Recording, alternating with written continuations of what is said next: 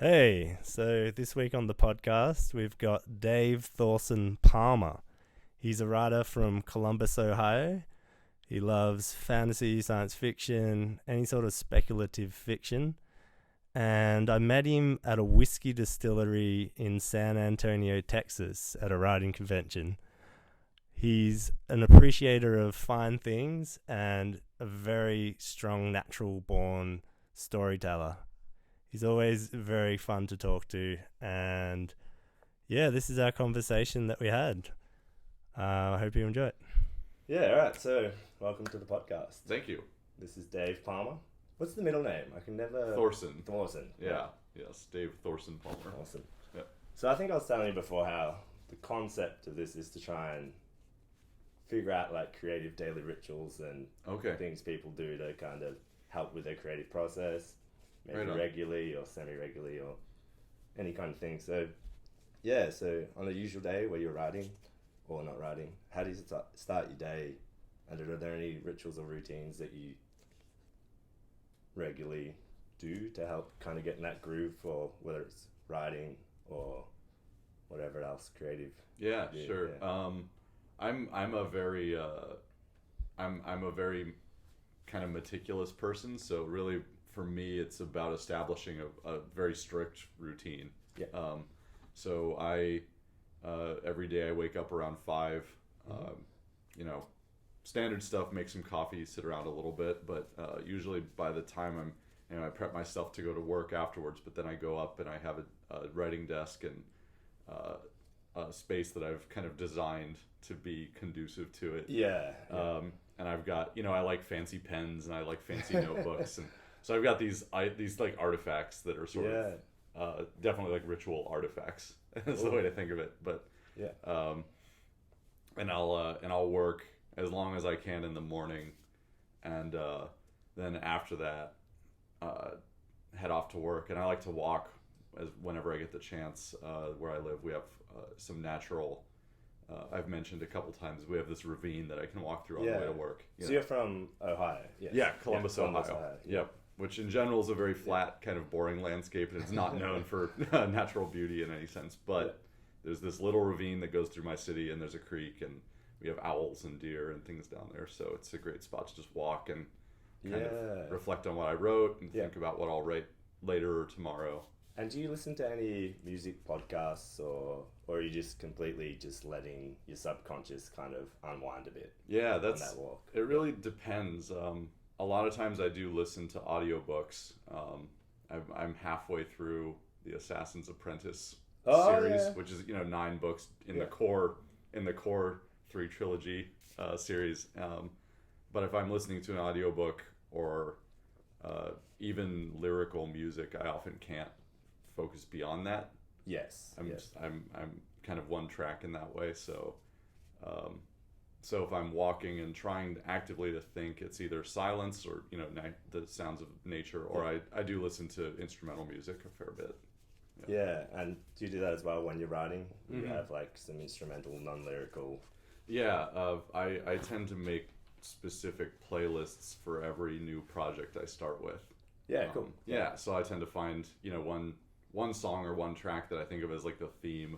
Yeah. Or it conjures a specific image or major scene that I want to do, and then I'll build off of that. And by the end of a novel, I'll have 30 or 40 songs on a list that I tend to listen to repeatedly. Yeah, sweet. Yeah. Do you like put that on Spotify or anything? Or? Yeah, I do. Yeah. So, and I find it's nice because it kind of immediately brings me back from wherever I am to that mental space of these images or this feeling of this piece of whatever I'm working on at the moment.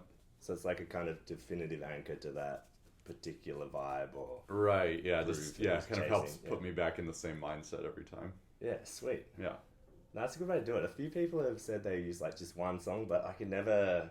I've burned a few songs like that, but I can never do the one. But like, I like the idea of having that extended album or playlist or mix of songs that you can sort of...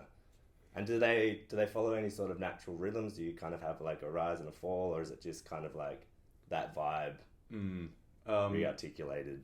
Right. I definitely associate certain scenes with certain tracks. So sometimes it's because I'll be writing a scene and that track will come on the first time and then that it sticks. Yeah. But other times, again, if I have a scene in mind and I hear a track that fits it, then suddenly that scene and that track become very linked. Interesting. So if I'm working on a scene, I may go to that skip specific track just to cool. center my mind on that idea, the emotion I want to evoke. Yeah.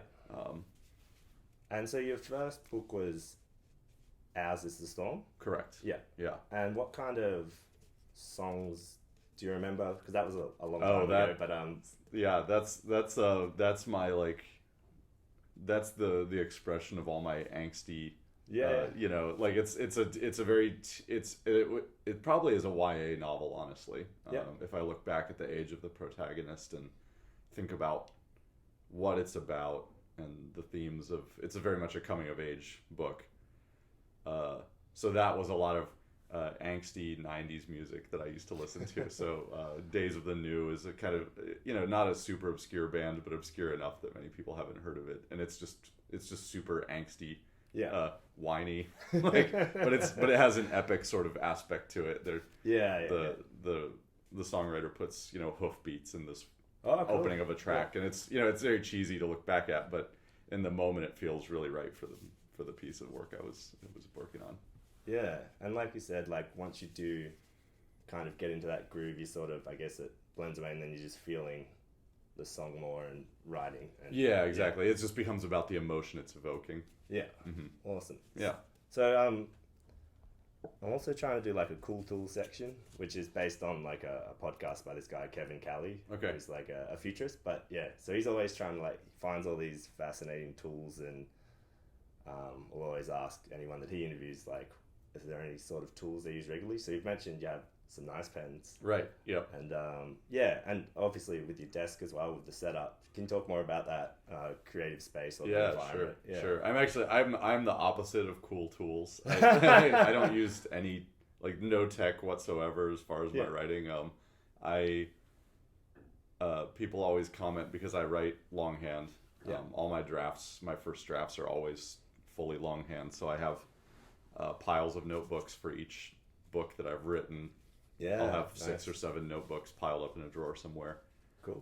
But I use, so I do have a fountain pen. Yeah. I have any brand in particular? The one I have,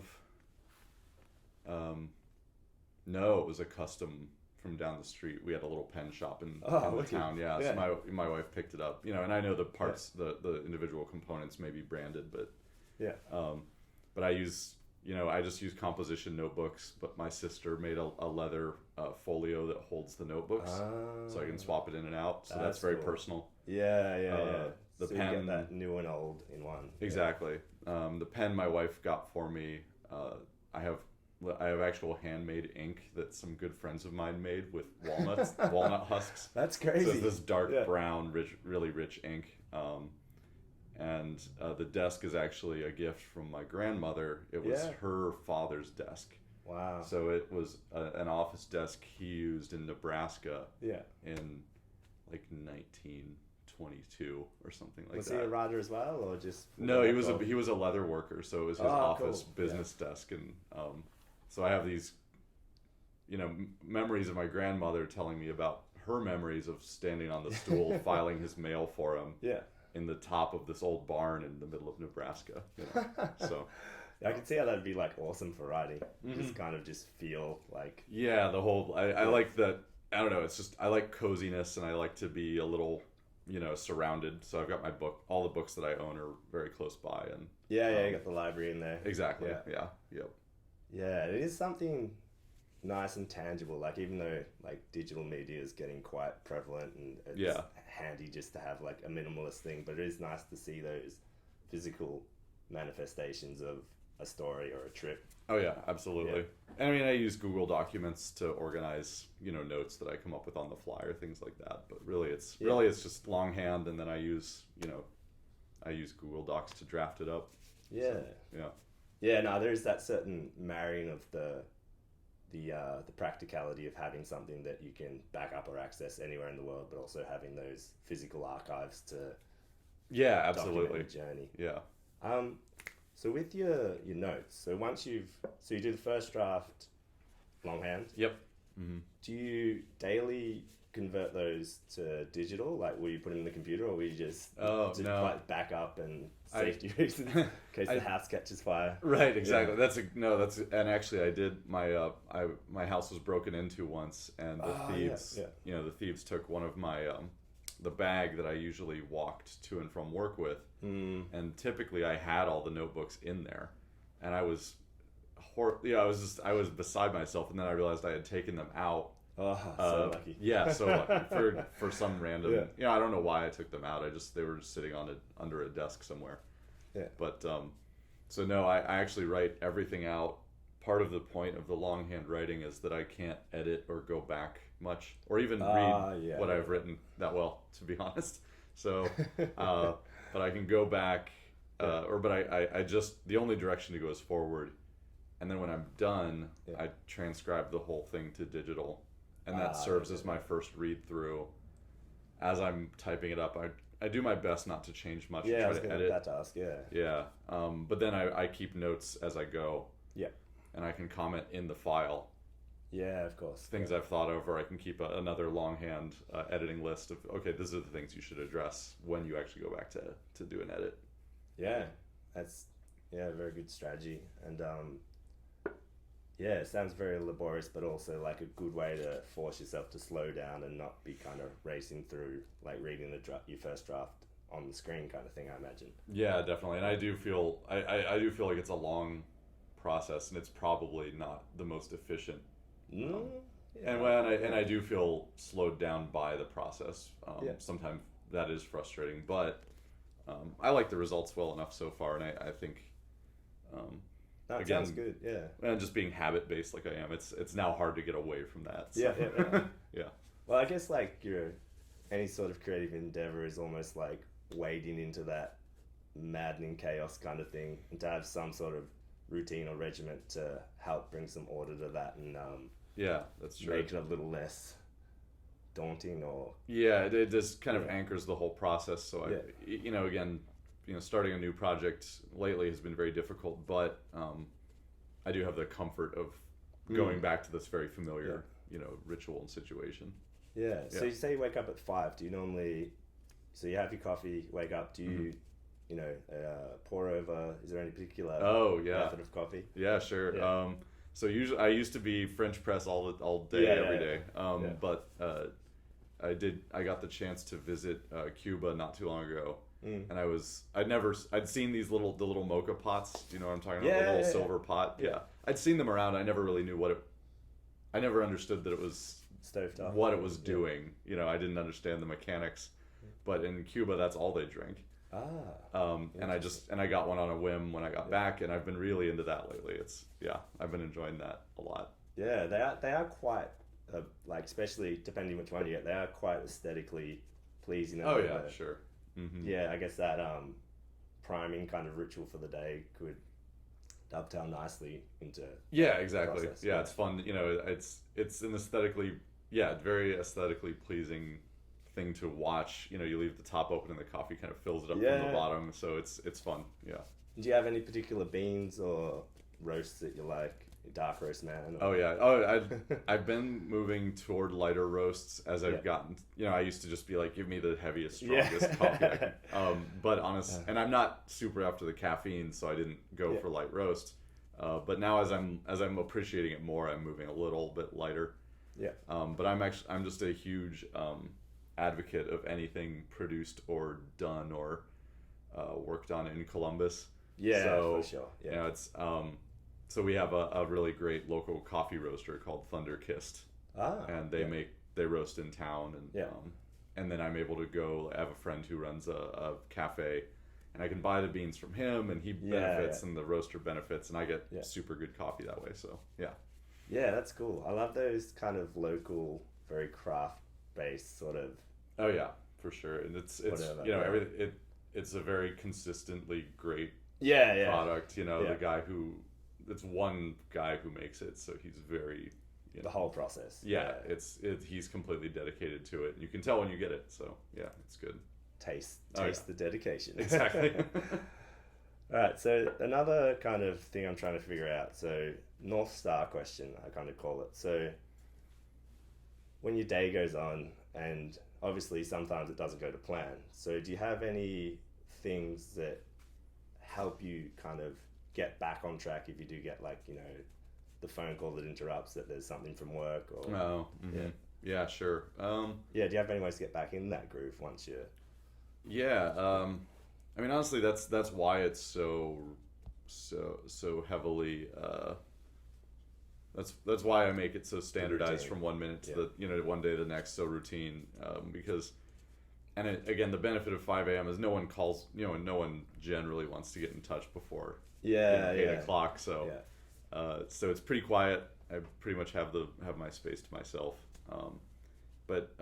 So I have some kind of reset sort of moments. So on the weekends, instead of doing that morning routine, I tend to go to a cafe or a bar one of my friends owns, and I'll spend the day there. So just having that break or the deviation from the routine that is still part of the routine. It's like kind of like planned. Yeah, exactly. And that so even if my mornings get messed up, then on Saturday I'm changing it up. I go do something else. Yeah. And then when I come back the next Monday, it's a little refreshed once again, Yeah, cool. Yeah. Yeah, I guess that's a good way to still have that rigorous thing, but also have a bit of variety and breaking of the thing. Yeah, right.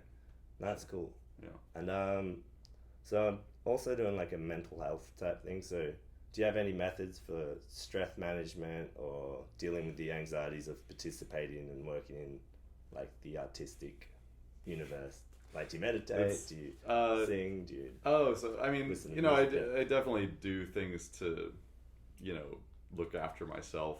I do yoga. Yeah. And honestly, it's my yoga teacher is also a writer, and she, cool. she has, part of her yoga is geared toward her creativity or managing those things. I actually haven't really thought to ask her for writing specific ones. Or to apply it mentally in that way.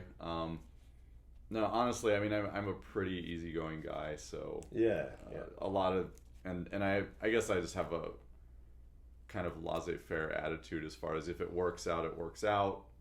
I'm only doing this because I like it. So that detached from the the journey focus kind of approach to it. Yeah, and I've had some, I've definitely had weeks or days or even months where it felt very hopeless as far as the endeavor. But on the other hand, I know that if someone told me tomorrow that I would never see any kind of material or whatever, end of like writing. The Stephen King mansion. I think I would. I don't. In that position, I don't think I would be doing anything differently. I like doing it at the end of the day. If I can show a piece of work to some friends and they enjoy it, kind of that's really all I can ask for out of it. So yeah, perfect. Yeah, that's great. So social media. Mm-hmm. How do you relate to it? What are your thoughts? Okay, yeah. You're not on Facebook anymore? I am not.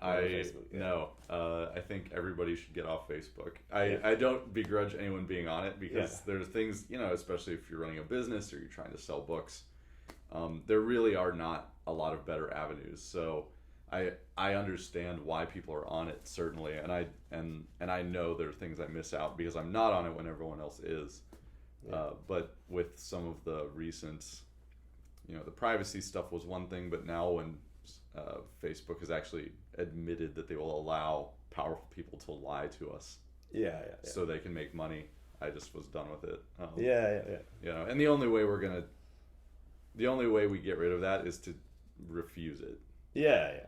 En masse, we have to get away from letting people like that control our lives and our worlds. So Twitter, has its issues, but on that exact note, they have said they are not going to allow any political ads on their platform, which is great. And I like Instagram. I like the photos. You know, it's a little more friendly space, I think, because mostly people are just putting up photos and having fun. Yeah, not screaming at each other. Not screaming at each other. And there's no family battles taking place on Instagram, I don't think. So see the relationship status change. Exactly. Yeah. Right. Right. Yeah. Cool.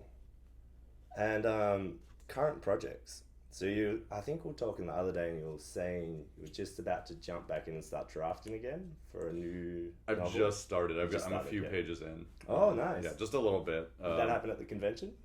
It happened before the convention, and then on the airplane, I lined out all those pages and started a new section. And I've done a little bit at the convention, but I've been lax on my, all the responsibilities that I allow myself to put off for the convention. So. Yeah, and do you try and, so say you are doing like a longer travel, obviously the convention is just like a longer weekend. Do you find, like say you go in somewhere and you're like, all right, I want to do some writing when I'm away. Do you try and mirror or emulate that same routine that you'll use at home? Oh, okay. Yeah, no, so if I have done, my wife and I have developed a little bit of a tradition now where she is a musician, so she has her own projects. We will take a weekend and go away together with the express intent of working on our projects. Ah, cool. So we get together. We'll cook dinner at a cabin. There's a lovely national park near our home. So we go down there, get a cabin, bring the instruments. I bring my writing things. But then it's very much like let's devote the weekend to the work. Yeah. So so it's not. It doesn't mirror the routine, but So it's even more like, I guess, immersive in like you'll do the whole day instead of it's a little mini retreat. The two of us will take part in on completely different projects. But and have you had much good experience doing other retreats or any sort of immersive kind of writing things that you found helped? I don't think I've actually done any other structured retreats. Yeah. We've done this little one ourselves, and I've always I've had invitations to a retreat or two, but I've just never been able to get together for it. Yeah, awesome. All right, we're almost done, so we'll get out to go adventuring. Oh yeah, I'm going to speak soon. So I was kind of trying to play around with the idea of your take on death, both in the physical sense and the abstract death. Say like death of a project, death of kind of anything artistically or personally. Like, do you have any thoughts on death and how it relates to your work? Just death in general. No, well, we'll start with like, say, when do you decide, have you ever had any projects you've started that you've like, all right, this is dead, or I'm going to put it aside for a certain amount of time? And okay, sure. I mean, I've started and killed off many projects. I tend to do it pretty quickly. Like I said, I'm only doing this work because I enjoy it. And if I find that I'm working on a manuscript or an idea and I'm not enjoying it even a little bit, I know there's a certain level I just need to get over and work through the difficulty. But if I'm not enjoying it, I will tend to cancel it pretty quickly. So I've probably got 5 or 6 manuscripts that I've started, outlined, gotten a decent amount of preparation, and even gotten a decent amount of writing in, and then just put them aside entirely. Some of them I might revisit. Maybe they're not dead. Maybe I can resuscitate them. But but other ones that are gone entirely. And then, as you know, when you are querying or working on promoting a certain piece of work, there's a point at which you have to let what has happened with it or has not, let that be the end. Champion it as hard as you can. Exactly. But you can you can carry the same manuscript around your entire life. And if it didn't go anywhere the first year, maybe it will 20 years from now. But why why are you pushing that? What are you after in terms of writing or any artistic endeavor, and why are you carrying around this one object? Maybe that's it. Maybe that one object is enough. And at the end of the day, that's all you want to see noticed or appreciated is that one thing, and that's fine. But for me, I'd rather move on to something new. And I guess as well, in terms of you're doing a very regimented routine in your process, but then at the same time, obviously each project's different, so you are getting that variety. And so if you only did the one thing and just kept plugging away, trying And as it's kind of like the writing in general. When I work, I work longhand. I write in notebooks, so I can't go back. I can't revisit that one thing forever. Mm-hmm. So in many ways, the rest of my process mirrors that. It's always about what is the next word to put down. Yeah. Yeah. Yeah. Awesome. So this is a bit of a different question, but are there any things that you find easy that other people find hard that help you with your creative process? Mm-hmm. I mean, I think the big one is still just the ritual of it, like that, that routine. A lot of people, especially newer writers, will say, "Oh, I just can't, I can't finish a project, or I can't, I try to do this, but then I just stop doing it after a month." And there's probably something about my personality that I've never had that issue. Yeah. But there's a negative side of that as well. If I'm halfway through something, I may not know that it's not going to work. I may finish it because I've finished stuff. Yeah. Of course. And I think there's a benefit to knowing when to put something down or step back or quit or change or completely restart, and that's something I don't do very well. So interesting. Yeah, I could see that being that's the blessing and the curse, but it seems to be a net good. I think see even say someone who's very prolific like Stephen King, like when he's on a book, he'll do like every day, 4 hours at least until I think max. I think he has to cut himself off. Sure. It's like gotta eat. Yeah. But until the book's done, I guess. Right. Yeah.